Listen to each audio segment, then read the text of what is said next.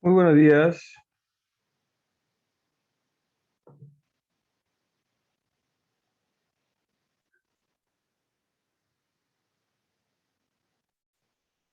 Buenos días.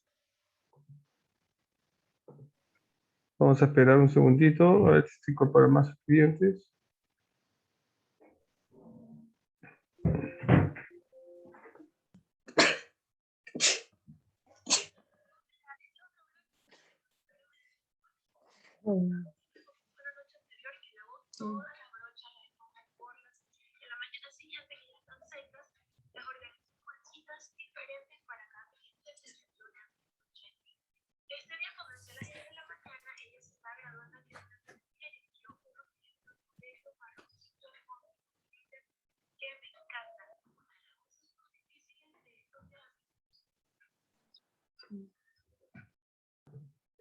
Muy buenos días a todos los que están ingresando.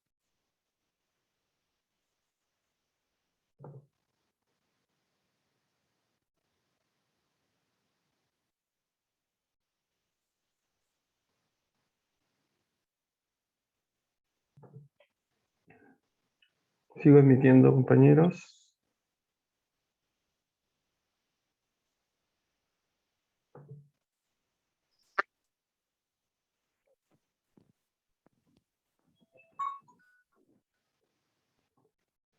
Muy buenos días a todos y a todas. Mientras esperamos a que ingresen los demás compañeros, les solicito por favor ingresar al chat, poner su nombre, su apellido y presente.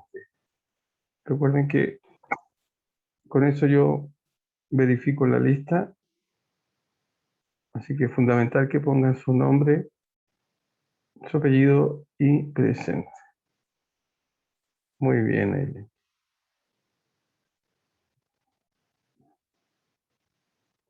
Muy bien, ya vemos 15 participantes. Entonces, creo que ya estamos en condiciones. Bueno, espero que hayan tenido una buena semana de descanso, que hayan podido celebrar las fiestas patrias con su familia, pero debemos retomar las clases. Muy bien. Voy a compartir pantalla.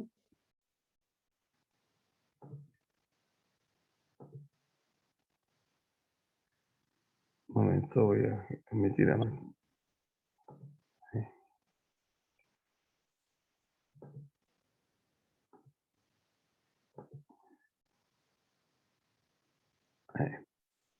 Muy bien. Comenzamos entonces recordándole a las personas que acaban de ingresar de que por favor ingresen al chat, pongan su nombre, su apellido presente para que después yo lo pase a la cartola como asistencia. A ver, estábamos viendo, lo último que estuvimos viendo es tamaño de la muestra.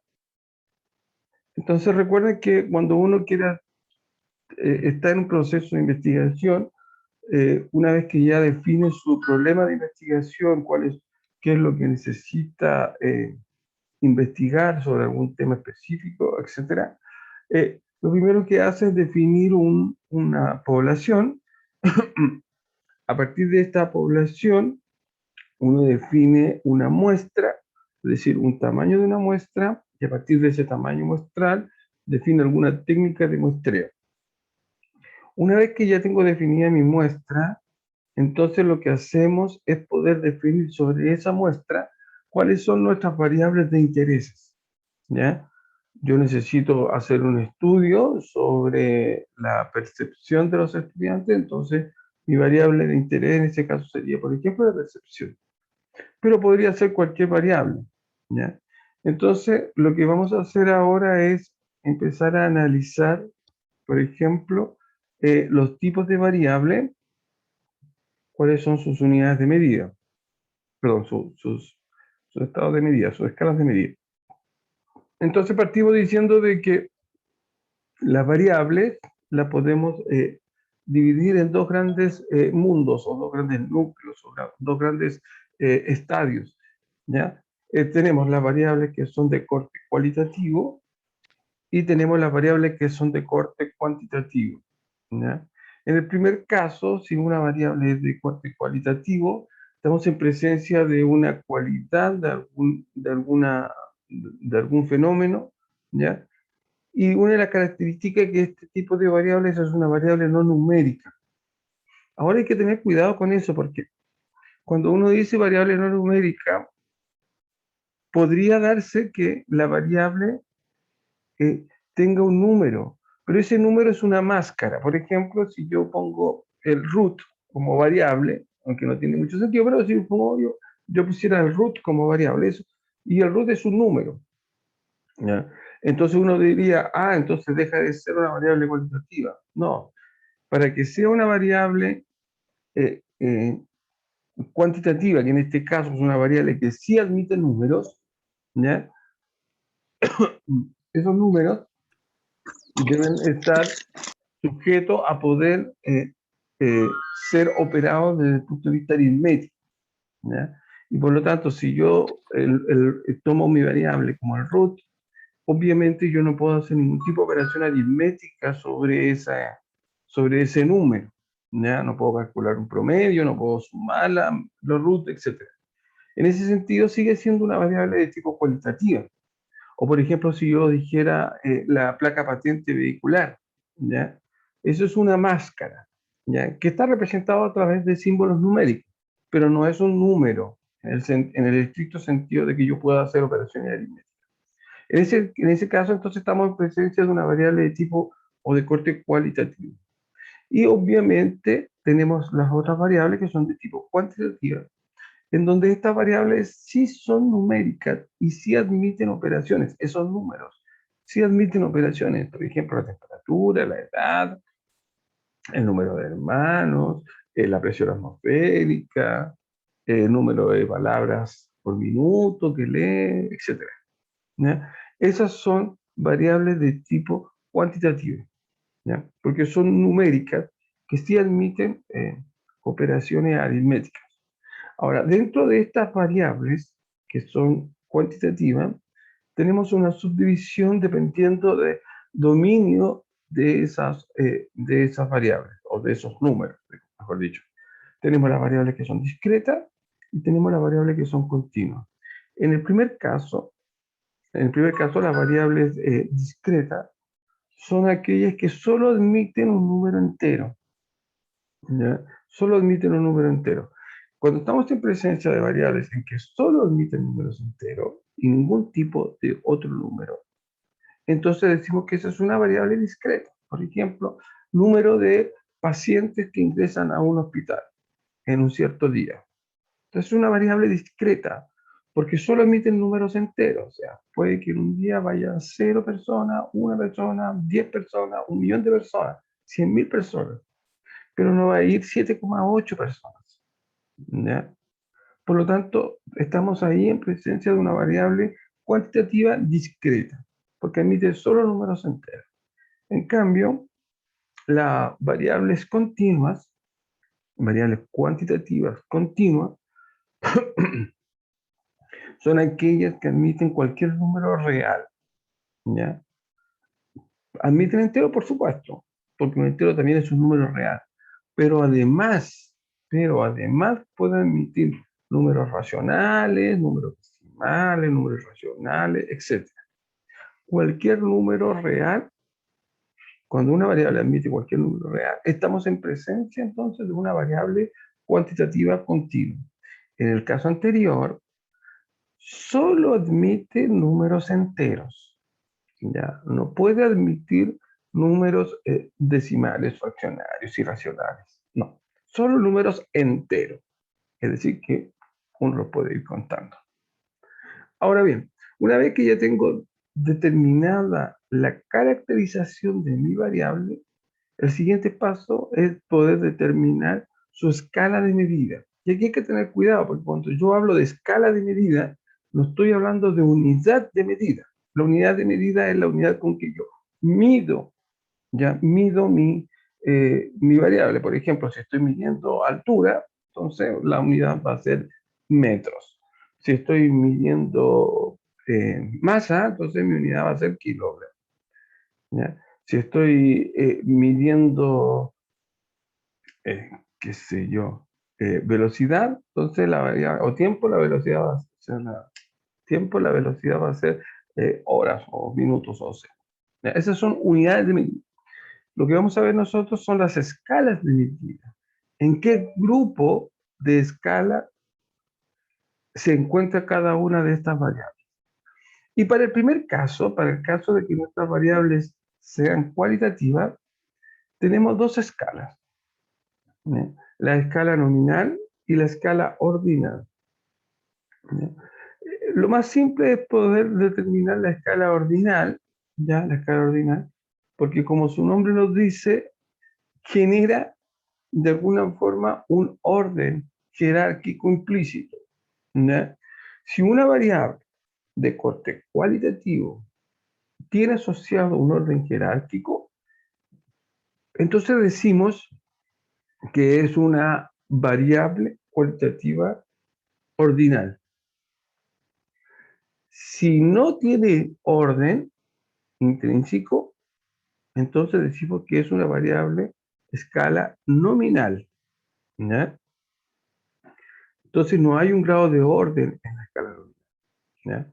Por ejemplo, si yo digo color de pelo, esa es una variable cualitativa, colores, café, negro, castaño, rubio, qué sé yo, colorín, pero no tiene ningún orden jerárquico. No hay una relación jerárquica entre los distintos colores de cabello, ¿ya?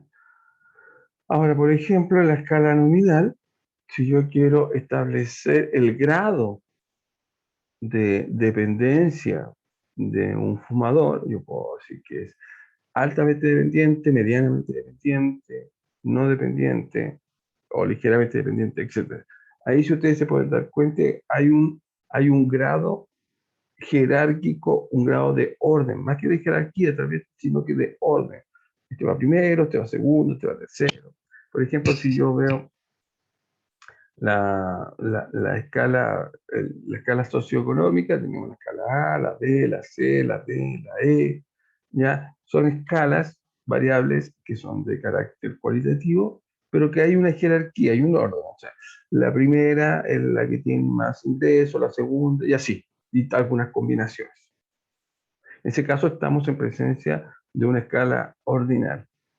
Ahora bien, para el caso de las variables cuantitativas, también tenemos dos tipos de escala. Tenemos la escala intervalar y la escala de razón, ¿ya? La escala de razón es la que, bueno, la diferencia entre ellas es el número cero, ¿ya? Es el número cero. Si el número cero eh, es, indica ausencia de cierto atributo de la variable, entonces decimos que estamos en una escala de razón, ¿ya? Si el número cero indica la ausencia del atributo, estamos en una escala de razón.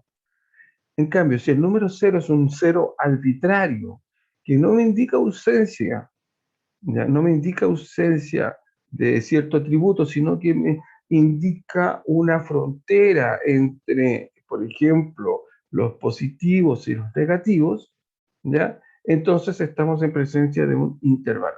Por ejemplo, la temperatura es un clásico, es una clásica variable cuantitativa de escala intervalar. Porque cuando yo hablo de 0 grados Celsius, por ejemplo, lo que no estoy diciendo que no haya temperatura, sino simplemente la utilizo como un demarcador entre los grados positivos, las temperaturas positivas, las temperaturas negativas o la temperatura sobre cero, temperaturas bajo cero. De hecho, si yo tomo dos unidades de medida distintas de la temperatura, por ejemplo, el grado Celsius y el grado Fahrenheit, nos podemos dar cuenta que el grado 0 Celsius no coincide con el grado 0 Fahrenheit. De hecho, cuando yo digo 0 grados Celsius, hay no me acuerdo muy bien la relación, pero debe haber como ciento y tantos grados Fahrenheit, ¿ya? Por lo tanto, ese cero es un cero arbitrario.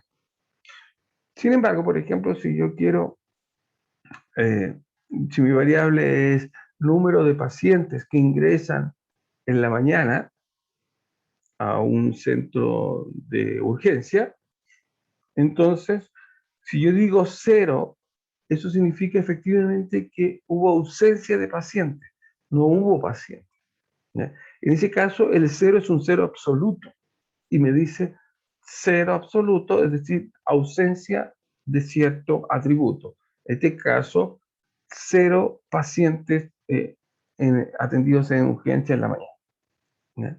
Esa es la diferencia entre escala intervalar y escala de razón.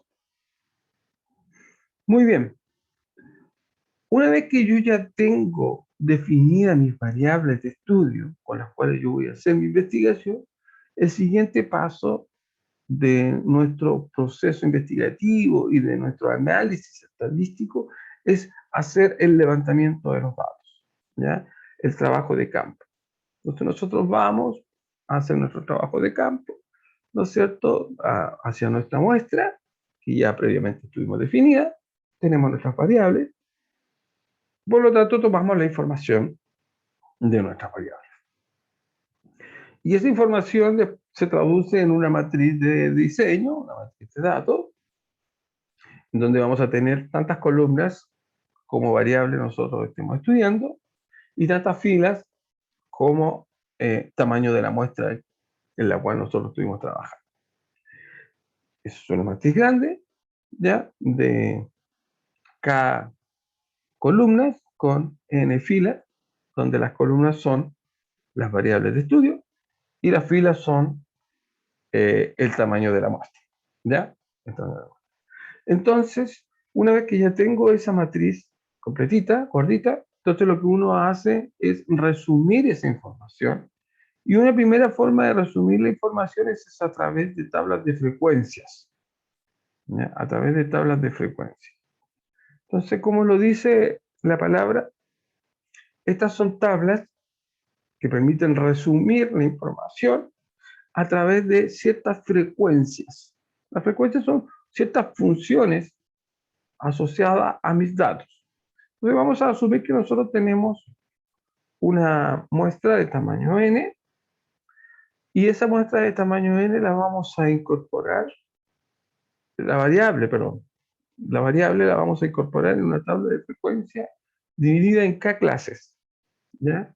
Donde las clases las vamos a llamar C, ¿ya? Que tienen alguna característica, y la vamos a dividir en k clases. Entonces vamos a tener C sub i con i que va desde 1 hasta k. Entonces, a partir de eso, de esas clases, nosotros definimos ciertas frecuencias, ¿ya? Ciertas frecuencias. La primera frecuencia que vamos a definir es la frecuencia absoluta, ¿ya? Frecuencia absoluta. Esta frecuencia lo que determina es la cantidad de elementos que pertenecen a la clase IESIM, ¿ya? Y una característica es que si yo sumo todas esas frecuencias absolutas, voy a tener mi tamaño de mi muestra, mi n. Nosotros le llamamos n sub i a la frecuencia absoluta, ¿ya? Ahora, hay veces que la frecuencia absoluta no me entrega información relevante. Cuando me dice, por ejemplo, hay 10 pacientes que tienen problema auditivo. ¿Mm? Perfecto. Pero ese 10 pacientes es poco, es mucho. Entonces, para eso necesitamos comparar ese valor absoluto, que es 10, con respecto al total de los pacientes. Entonces ahí aparece lo que le llamamos frecuencia relativa, ¿ya? Es decir, una proporción del total, ¿ya? Entonces la frecuencia relativa es un cociente, ¿ya? Es un cociente, es una razón entre la frecuencia absoluta y el total de datos. Entonces ahí uno puede decir, 10, pero de 100. O sea, representa un 10%, ¿no? O 10 de 1.000.000. Representa 0,1%, etc. ¿no? Entonces ahí tenemos las frecuencias absolutas y las frecuencias relativas. Además, si a esta frecuencia relativa nosotros la multiplicamos por 100, tenemos entonces la frecuencia relativa porcentual, ¿ya? Que es la que más se ocupa, ¿no? Luego tenemos frecuencias acumuladas, que lo que va haciendo es simplemente ir acumulando frecuencias, es decir, va sumando frecuencias. Tenemos entonces la frecuencia acumulada absoluta o frecuencia absoluta acumulada, la cual la vamos a llamar con una n grande, que simplemente, como lo dice su definición, va sumando, iésimas frecuencias absolutas. Para el mismo caso, tenemos la acumulada relativa, ¿no es cierto? Le llamamos f grande, ya que la relativa le llamamos f chica, y esta acumulada también va sumando frecuencias relativas, ya va acumulando relativas. Una vez que ya tengo todo esto, entonces mi tabla de frecuencia ya queda más o menos de este tipo, donde tenemos nuestras clases, nuestras frecuencias absolutas, nuestras frecuencias relativas, nuestras frecuencias absolutas acumuladas, nuestras frecuencias relativas acumuladas, ¿ya? Si usted suma todas las frecuencias relativas, le tiene que dar 1. Si suma todas las frecuencias absolutas, le tiene que dar el tamaño de la muestra. La última frecuencia acumulada absoluta tiene que coincidir con el tamaño de la muestra. La última frecuencia acumulada relativa debe coincidir con la suma de las relativas, es decir, con un 1. Ahora bien, vamos a tener dos tipos de tablas de frecuencia dependiendo de la clase, ¿ya? De la clase. Esta clase es la variable que nosotros estamos estudiando, ¿ya? Si nosotros estamos estudiando estatura, entonces esta clase va a ser la clase de estaturas. Si nosotros estamos estudiando número de hermanos, entonces esta clase va a ser número de hermanos, ¿ya? ¿Y cuáles son las diferencias? Bueno, la diferencia es si la clase es un singleton, es decir, es un escalar, o es decir, es un número. Entonces aquí, por ejemplo, si nosotros estamos hablando número de pacientes con problemas auditivos. Ya, yo tengo acá, en un curso, ¿ya? Entonces aquí yo tengo 0, 1, 2, 3, 4, 5, 7, ¿ya? Entonces, ¿cuántos tengo, ¿ya? Con distintos problemas auditivos? Ya, problema 1, tengo 5, problema 2, tengo 7, problema 3, tengo 2. En este caso estamos hablando de una tabla de frecuencia simple. Pero también hay casos en que uno trabaja con intervalos, que la clase es un intervalo. Y a eso le llamamos entonces tabla de frecuencia intervalar, ¿ya? Tabla de frecuencia intervalar. Hagamos un ejemplo. Supongamos que el número de observaciones negativas de un grupo de estudiantes son las siguientes. Construir una tabla simple. Ustedes se pueden dar cuenta, acá la variable es número de observaciones. Por lo tanto, es una variable cuantitativa discreta, ¿ya? Es cuantitativa discreta. Por lo tanto, acá, y si ustedes se pueden dar cuenta, acá nosotros tenemos un rango entre 0 y 5, por lo tanto, no tiene ningún sentido trabajar con variables, con tablas intervalares. Por eso, la problemática me dice construir una tabla de frecuencia simple. Entonces vamos a tratar de construir esto, y para eso lo que voy a hacer es utilizar una planilla Excel, ¿ya? Una planilla Excel. Ahí, ¿verdad?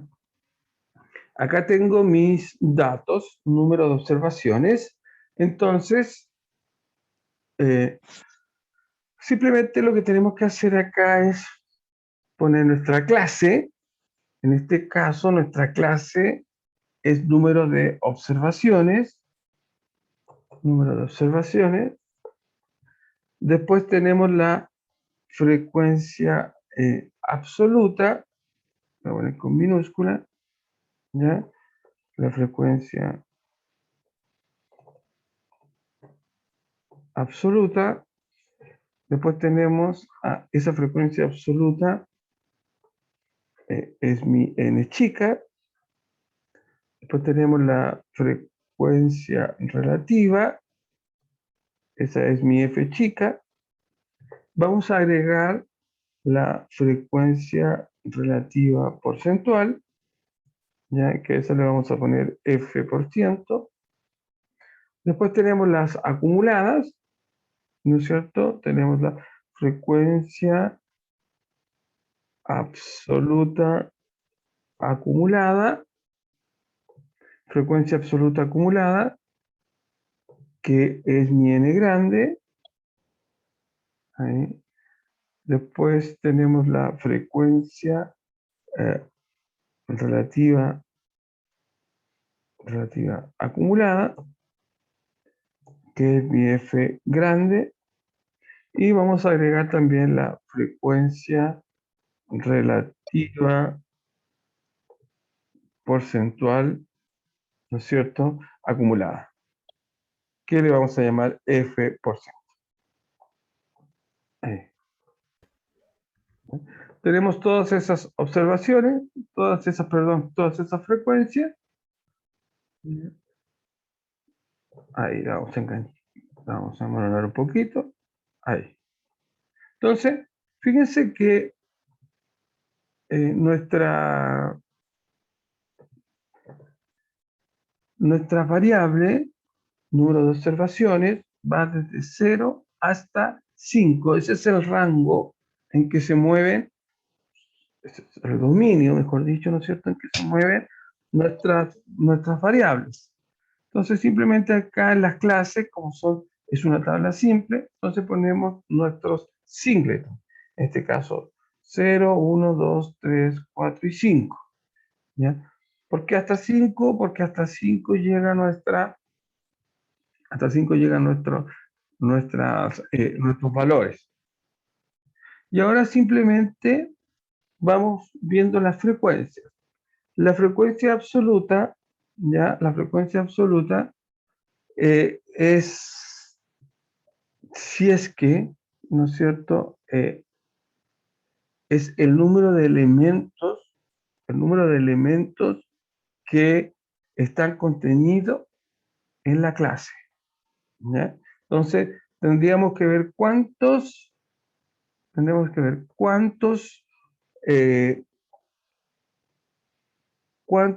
pacientes tuvieron 0 observación, ¿ya? ¿Cuántos pacientes tuvieron 1 observación? ¿Ya? Entonces yo voy a buscar acá un contar sí, ¿ya?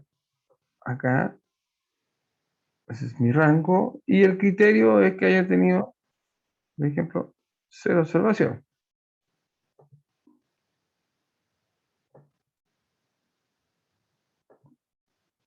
Sí. Ahí. Hay 3 pacientes que tuvieron 0. ¿Ya? Lo voy a hacer correr simplemente para ir cambiándole.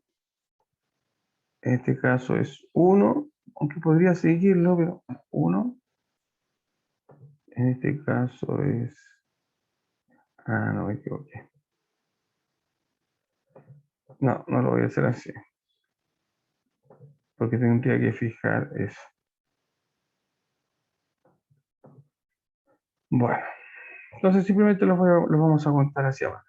Tengo 1, 2, 3, habíamos dicho acá. 1, tengo 1, 2, 3, 4, 5.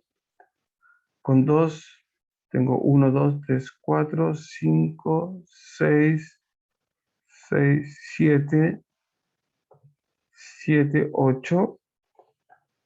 Con 3 tengo 1, 2, 3, 4, 5, 6, 7. Con 4 tengo 1, 2, 3, 3. Con 5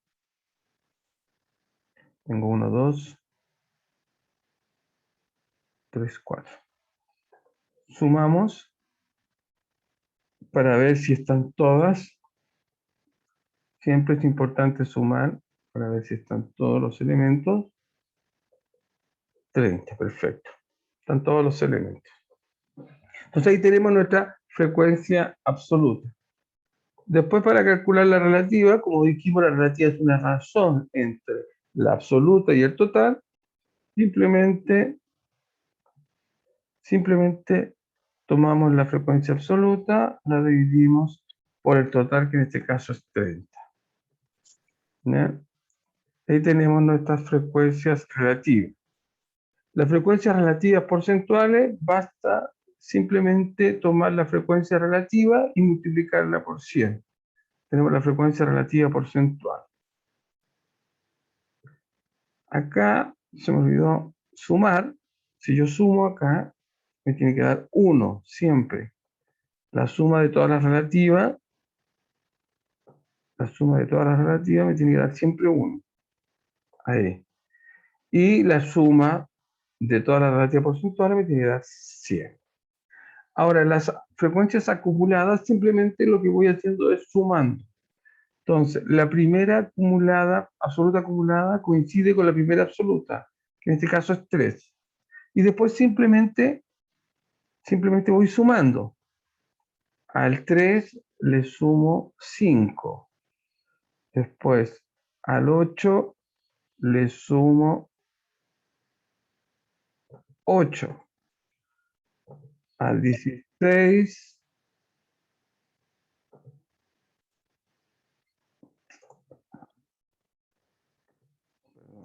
creo que justo ahí. Dijimos que al 8 le sumo 8. Ahí. Entonces, al 16 le sumo 7. Al 23 le sumo 3. Y al 26 le sumo 4. Y recuerden que la última acumulada debe coincidir con el tamaño de la muestra. Lo mismo para el caso de las relativas. Parto con la primera relativa y después simplemente voy sumando. A 0,1 le sumo S. Después a S le sumo el siguiente. A S le sumo el siguiente. A este le sumo el siguiente. Y finalmente a este le sumo el siguiente. Y obviamente el último relativo me tiene que dar 1, coincide con ese. Y el acumulado, basta con que yo tome ese acumulado y lo multiplique por 100. Y obviamente. Entonces, si ustedes se pueden dar cuenta, así es como podemos construir una tabla de frecuencia intervalar, perdón, una tabla de frecuencia simple, en donde, por ejemplo, la frecuencia absoluta me va a indicar la cantidad de observaciones. Por ejemplo, hay 8 pacientes con 2 observaciones. 8 pacientes con 2 observaciones. 0,1, entonces, por ejemplo, el 0,1 es ese que representa el 10% de los pacientes tienen 4 observaciones. ¿Ya? El 10% de los pacientes tienen 4 observaciones. Este 16, por ejemplo, en la acumulada representa que 16 pacientes, ¿ya? Perdón. 16 pacientes, ¿ya? Tienen a lo menos 2 observaciones. Perdón, tienen como máximo 2 observaciones. 16 pacientes tienen como máximo 2 observaciones. Y así, por ejemplo, este 76,6% de los pacientes tienen como máximo 3 observaciones. ¿Ya? Si uno puede ir interpretando nuestras tablas de frecuencia. Muy bien. Dejo de compartir. Vuelvo acá. Y acá tengo un ejemplo 2. Ya son los puntajes de un examen. Y este ejemplo me piden construir una tabla de frecuencia intervalada. Es decir, tenemos que construir una tabla de frecuencias, pero ahora mi clase ya no es un singleton, ya no es un número, sino que es un intervalo. ¿Ya? Y para poder construir eso necesitamos hacer algunos pasos previos. Eso lo vamos a ver en la segunda parte. Voy a dejar de compartir. Entonces, a los estudiantes que aún no han ingresado al chat, les solicito, por favor, ingresen al chat, pongan su nombre, pongan su apellido, presente. ¿Ya? Y vamos a quedar acá en esta primera parte. Son las 8:35, 8:36. ¿Ya? Nos vemos 10 para las 9. ¿Ya? Nos vemos 10 para las 9 para la segunda parte del curso. ¿Ya? Por favor, si no se ha anotado en el chat, anótese en el chat. Si ya se anotó, se retira y nos vemos 10 para las 9.